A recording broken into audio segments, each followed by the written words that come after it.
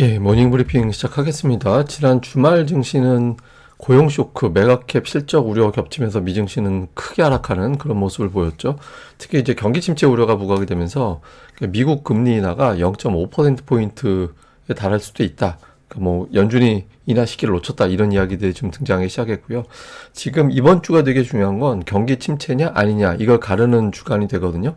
미증시는 경기 침체가 아닐 때는 4주 연속 빠지지 않고 코스피도 5주 연속 빠지진 않거든요. 말 바꾸면 그렇게 빠지게 되면 실질적으로 경기 침체 국면으로 빠졌다 이렇게 가늠하게 됩니다. 그래서 이번 주에 어떤 반등 흐름이 나오는지가 되게 중요해졌고, 어쨌든 외국인들이 지난주 후반에 선물 매도 특히 많이 치면서 하락을 주도했는데, 반면에 이제 100포인트 빠지고 나면 저점 매수가 또 강하게 작동하는 그런 움직임도 있거든요. 그래서 오늘과 내일 이틀 중에 하루 아주 강하게 반등하는 시도가 나오는지 여부 체크를 좀 해봐야 될 것 같습니다.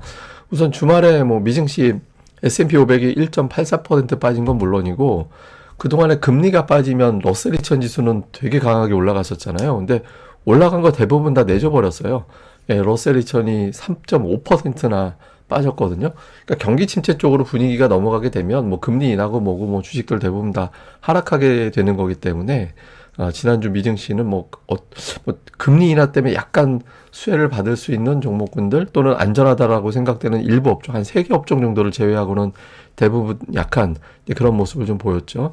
시장이 이렇게 충격을 받았던 거는 고용지표 때문에 실업률이 4.3%, 비농업 일자리가 11만 4천 명, 예상치가 실업률 4.1이었고 비농업 일자리는 17만 5천이었거든요.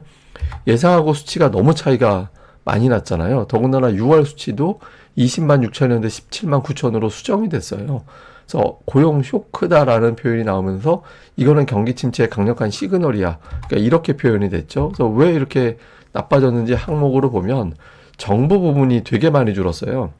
네, 정부 부분이 한 5만 정도 넘게 줄어들었거든요. 그래서 이게 정부에서 좀 덜 뽑았구나 이렇게 볼 수도 있는데, 이제 일부에서 제기되는 거는 이거 왜곡된 수치다, 잘못된 수치다 이렇게 보는 게 있습니다. 왜냐하면 허리케인이 강하게 어떤 피해를 주면서 일부 지역에서 구직 활동, 그다음에 기업들이 문을 닫는 그런 현상이 만들어졌었거든요.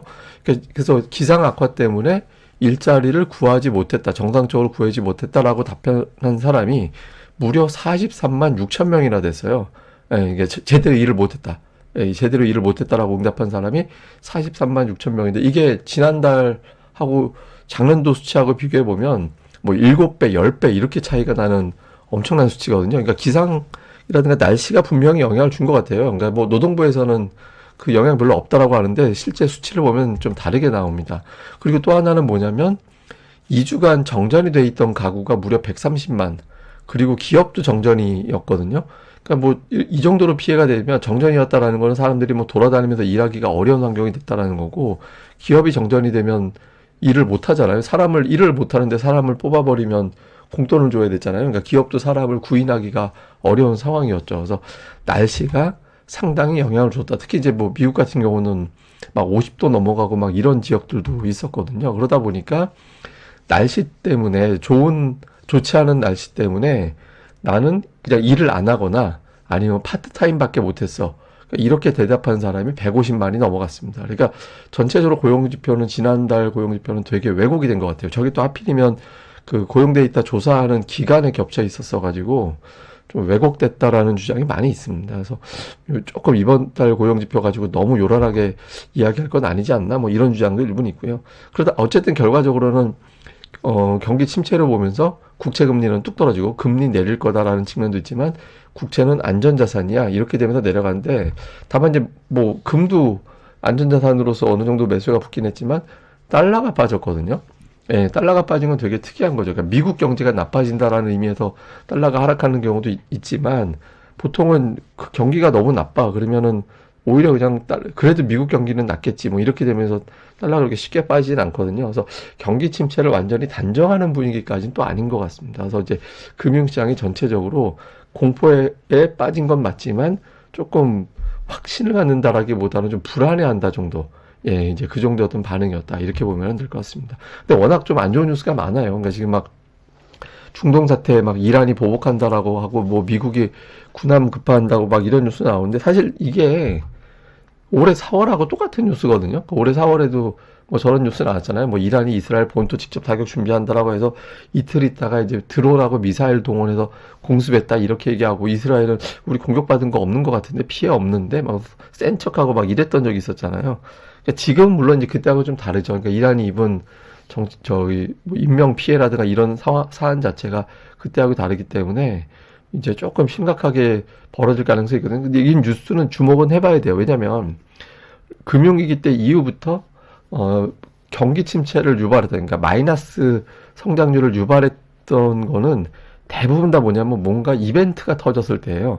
예, 그 2008년도는 리먼이 파산했을 때, 다음에 이제 2020년도는 코로나 때, 2022년은 우크라이나와 러시아의 전쟁 때문에, 그러니까 이런 것들 때문에 이제 인플레이션이 자극되고 하면서 침체로 갔던 사례가 있잖아요. 그래서 뭔가 외부 충격이 있을 때 침체가 되는데, 그거 외 지역은 외에는 경기가 좀 나빠지는데 그냥 금리 내려버리면 금방 또 회복이 돼요, 대체로. 이런 충격이 없을 때는. 그래서 요게 이제 변수가 되는지 조금 체크는 해봐야 될 것 같은데, 다만 이제 4월부터 워낙 반복됐던 뉴스라서 지금 또 될까? 이거에 대해서 의구심은 있습니다. 그 다음에 이제 엔비디아 가지고 또 이런저런 뉴스가 자꾸 나오죠.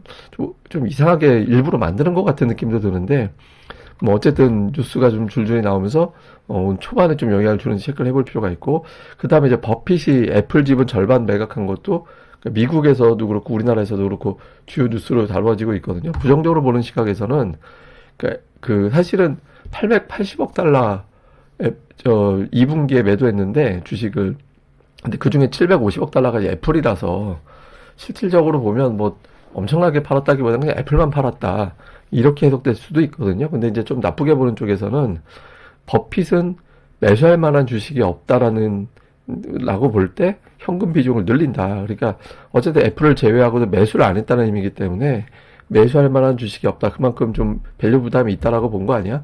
이렇게 보는 시각이 있고요. 또 긍정적인 쪽에서는 너무 비싸고 올라서 기회를 일단 날려서 뭐 그런 표현입니다. 그러니까 우울했던 투자자들에게는 희소식이 나와 주가가 이렇게 빠져버린 건, 예, 그래서 오히려 이거는 찬스로 볼 수도 있다. 그리고 빅테크 기업들은 현금도 아주 많고 어쨌든 계속 실적이 증가되고 있잖아요. 그래서 이런 하락은 오히려 기회야, 뭐 이렇게 보는 시각도 일부는 있습니다. 근데 일단 지난주는 전자 쪽에 조금 더 강하게 반응하는 그런 모습이 있었죠. 근데 어쨌든 중요한 건 외국인들이 돌아오느냐가 되게 중요합니다. 지금 외국인들이 3주 연속 매도, 지난주 매수 흐름으로 갔다가 이제 주 후반에 되게 세게 매도하면서 결과적으로 3주 연속 매도하는 그런 모습이 나왔거든요. 근데 이제 선물이, 외국인들이 더 선물 매도하기가 되게 어려워요, 지금은. 그래서 제가 이제 쥐어 짜면 2만 계약까지는 더 팔 수 있다라고 말씀을 드렸는데, 그 쥐어 짠 매도가 지난주에 나왔거든요, 금요일에. 그래서, 근데 이제 마치 지난주 4월에 그 선물 매도가 이렇게 막 탈탈 털어서 다 나왔을 때, 그때 저기서 이제 물론 이제 그때 저점하고 선물 매도 저점하고는 조금 다르긴 했습니다. 그러니까 지수가 먼저 저점 치고 외국인들 선물이 후행으로 튕겨 올라가는 그런 움직임이 있었거든요. 근데 어쨌든 저 시차를 누설해서 저 정도 매도 털어내고 나면 더 빠지기가 사실은 쉽지는 않기는 해요. 그러니까 뭐 이론적으로 밑으로 오히려 때려서 저 하방에 너무 많은 현금을 쌓아두면 이렇게 이미 빠져버린 상태에서는 저 자체가 리스크가 될 수도 있는 그런 상태거든요. 2,900 언저리 갔던 게 지금 2,670이니까. 그래서 여기서는 외국인들이 돌려 세울 가능성이 있다. 근데 이제 만약에 그럼에도 불구하고 안 돌리고 그냥 지그재그로 가버리면 골치 아픈 거죠. 그러니까 지난번 선물 매수가 완땅 찼을 때, 이게 외국인들이 매수할 여력이 별로 없어서 대형주들이 동시에 올라가기가 좀 어려울 것 같다. 그런 표현 들었었잖아요. 근데 그때 제가 뭐 지수가 빠진다 이런 식으로 표현한 건 아니었고, 근데 지금은 이게 더 팔기가 어려워서 대형주들이 동시에 반등할 수도 있는 그런 위치이긴 하거든요. 근데 여기서 이제 과연 외국인들이 돌려 세워줄 거냐. 근데 하필 또 이번 주에 뭐 옵션 만기일이 있어가지고 또 시장이 흔들면서 갈지 어떻게 될지 좀 봐야겠죠. 그 다음에 또 하나는 연속 하락 기준. 이게 왜 중요하냐면 자잘하게 껴있어서 뭐 0.01% 하락한 거를 한 주 하락한 거라고 그런 거 빼고, 그러니까 온전하게 빠진 거 기준으로 코스피는 2023년 이후에는 4주 연속 하락하면 그 다음 주에는 반등이 나왔어요. 예, 근데 이제 문제는 뭐냐면 5주 연속 하락하는 거는 경기 침체 생겼을 때. 예, 그러니까 2022년에 이제 우크라이나 러시아 전쟁 터지면서 그때 인플레이션이 이제 전 세계를 강타하고 그것 때문에 주식시장이 깨지고 이런 형태가 나타났었잖아요. 예, 그때 이제 좀 안 좋은 상황이 만들어진 게 있었고, 그런 상황이 아니라면 대부분의 조정은 대략적으로 한 4주에서 끝났습니다. 미국은 3주에서 끝났고, 근데 지난주로 그게 다 기준이 채워졌거든요. 그래서 이번 주에 플러스가 나느냐 안 나느냐가 실질적으로 경기 침체로 완전히 몰아가느냐, 아니면 아예 그걸 핑계로 한번 세게 조정했으니까 이걸로 끝냈어, 이렇게 가느냐가 가늠이 된다, 이렇게 보시면 되겠습니다. 자, 좀 요약을 해보면 사실 우리 증시는 경기 침체에 유난히 약해요. 예, 그러니까 수출 많이 하는 나라고, 수출이 주요 시가총액 상위 종목이 다 수출주가 포진해 있어서 이 침체 프레임이 되게 우리 증시에는 부담되는 사안이긴 하거든요. 근데 이제 어쨌든 이번 주에 4주 연속, 미국은 4주 연속 빠지고 우리나라는 5주 연속 빠지고 이렇게 돼버리면 이거 자체는 이제 침체로 갔다라는 식으로, 사실 저는 경기 침체가 저거 가지고 경기 침체로 단정하는 건 너무 오버했다라고 보는데, 그러니까 그렇게 몰아가고 싶은 것 같아요, 제가 보기에는. 근데 어쨌든 주식시장이 이렇게 반응하면 또 그렇게 액면 그대로 받아들여야 되기 때문에, 이번 주에 이제 이 프레임을 깨고 내려가느냐, 아니면은 그건 아니지라고 해서 이제, 그러면 새롭게 경기 침체 만들어내려면 5주를 또 빼야 돼요. 한 주 반등 주고. 예, 그래야 되는 거긴 한데, 어쨌든 이제 반전의 의미가 상당히 중요하고요. 그리고 하루에 100포인트 넘게 빠지면, 100포인트뿐만 아니라 90포인트 이상 빠진 날을 쭉 나열해서 보면, 하락한 다음날 또는 다다음날 이틀 중에 하루는 굉장히 강한 반등이 나왔거든요. 그러니까 제자리로 복원시킨 사례는 없어요. 제자리로 복원시킨 사례는 없었고, 근데 어쨌든 이틀 중에 하루는 굉장히 강한 반등이 나왔습니다. 그래서 오늘 또는 내일 반등이 세게 나올 가능성이 통계적으로는 되게 높다.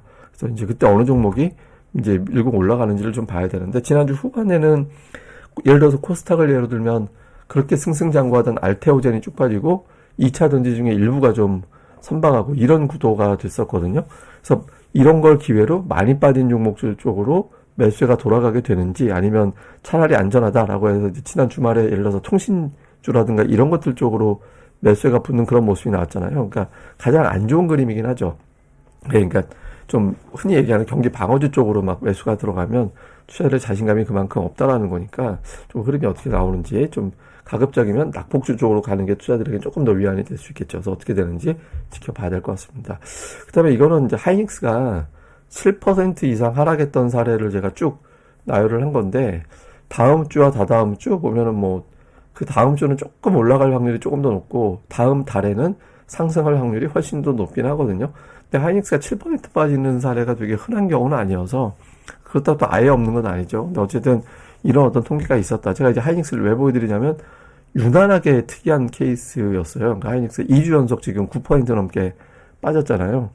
그러니까 이게 상징적인 어떤 의미, 미국에서는 엔비디아, 우리나라 하이닉스가 상징적인 의미를 만들어줬던 종목인데, 이게 이제 깨져버리는 상황이 생겨서 추세가 완전히 무너진 거 아닌가, 이런 걱정이 되는 거죠. 코스피 같은 경우도 지금 121선 이하로 내려왔잖아요. 그러니까 121선의 의미는 6개월 이슈, 6개월 동안 끌어왔던 이슈가 깨져버렸다. 그러니까 6개월은 뭐 AI라든가 이런 걸 바탕으로 하고, 이제 이런 걸 바탕으로 해서 이제 주도주가 있고, 다음에 이제 미국이 금리 내릴 것이다라는 기대감, 이런 것들이 있었는데 그 흐름이 완전히 흐트러졌다라는 의미가 되거든요. 근데 그게 그러다가 그냥 한 주 정도 실수로 그럴 수 있고, 그냥 금방 복원해 보면 그 이슈는 다 퉁친 걸로 바뀌어지게 되거든요. 그래서 좀 이번 주에 하이닉스가 여기서 이제 완전히 돌아서느냐, 아니면 이제 오히려 저 중요했던 20주선이 저항으로 바뀌어버리면서 좀 고전을 시키느냐, 이게 이제 또 시장에서는, 그러니까 하이닉스가 되게 좋은 종목이다라는 의미보다는 시황상